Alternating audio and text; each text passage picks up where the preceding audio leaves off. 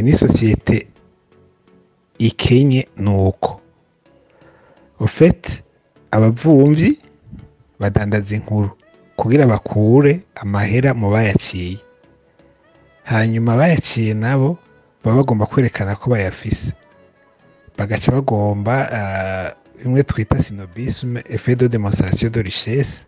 Umuntu agenda ahantu hari abantu kugira ngo yerekane we ni baguhe, we ni baguhe, we ni baguhe, hanyuma babandi bahabwa nabo baca bagomba kuryohereza shebuja, kuryohereza uwasoroye mu kuzana inkuru atarizo, hanyuma bakaza bararaba bakavuga ati toki naka unakimvira mbese naka novuga iki, kuko nta kuntu woshobora kumbarira yuko umuntu ashobora kurondera amakuru atawa yamutumye.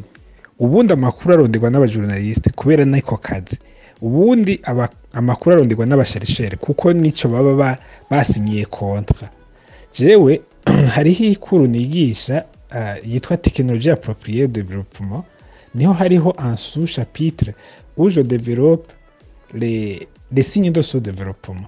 Reka ndakubwira utuntu nka dutanu turi muri les signes de sous-développement.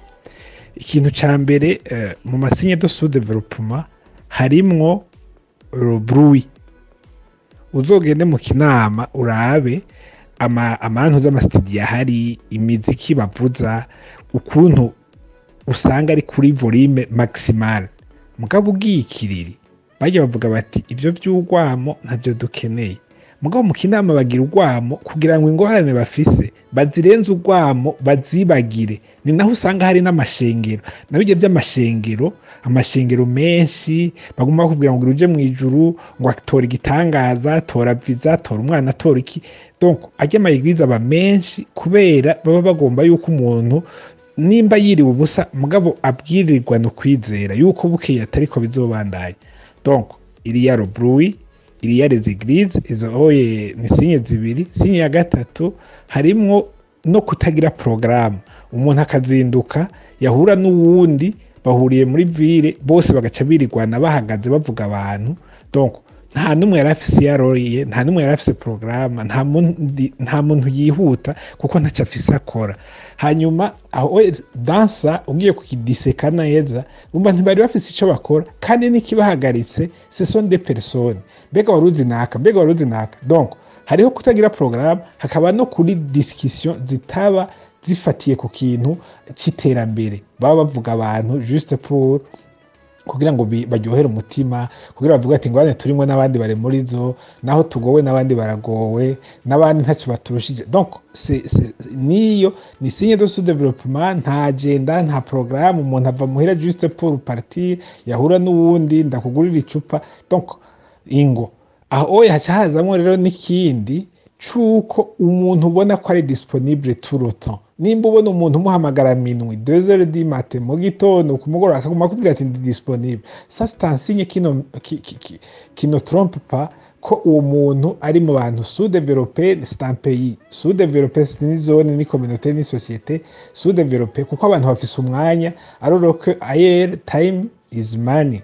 Urumva umuntu nta mwanya afise. Ubonye abantu bose bafise umwanya, tugende kwiruka, tugende mu manza, tugende muri ibi, ugasanga abantu bamafise umwanya komesi ari ico bakora. Ça c'est un signe qui ne trompe pas que ari une société, ni communauté ikeye. Icanyuma kugira sinda gutwara umwanya munini ya cyane cyenda kurushe ni les couleurs. Uzobona umuntu akubaka nk'inzu agashirako nk'amakurere 60, iyo portail ugasanga iri ku ibara rya jaune, rya rouge, rya verte, ou ceci.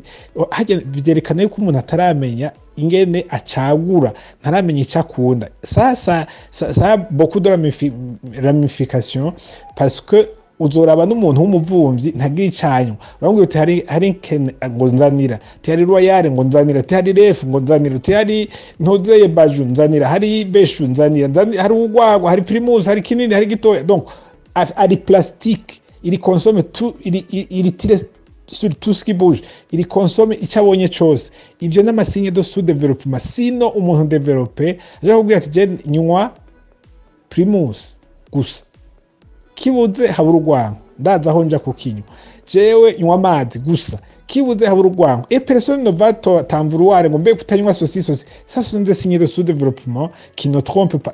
La liste est longue, mais juste pour vous montrer que le fait yuko abantu baba préoccupé naka abanyina naka yaduze irisifi yuko ugenda mu rupangu rw'abantu hari abantu benshi bakenye uje wumva ngo naka ngo yazanye kamyonete yazanye abashitsi yazanye inkoko yazanye amakara yari inyama parce que ils sont pauvres, ils sont là pour compter, ils sont là pour voir donc ikicabaye normalement les enquêtes nk'izo bazihembego ngo bo bazikora parce que nta kindi bafise nta kindi bakora ino fonke konte imodoka yarenganye umuntu yaje wari inyama watetse ifiriti voilà.